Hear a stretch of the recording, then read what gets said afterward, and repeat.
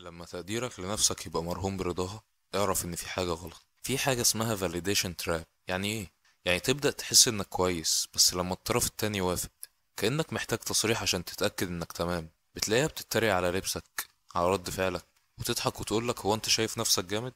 وساعتها بيبدأ عقلك يربط بين قيمتك الذاتية وبين رأيها فيك. وده أخطر أنواع التلاعب، لأنه صامت. هو مش بيكسر بصوت عالي، هو بيكسرك بس بذكاء. كل مرة بتتحمس تتكسف، وكل مرة تبقى واثق من رأيك بتلاقي نفسك بتشك فيه. في علم النفس ده اسمه self worth conditioning.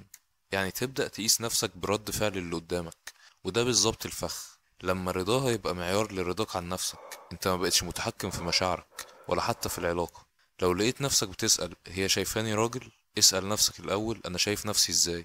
خلي عينك هي مقياسك لنفسك.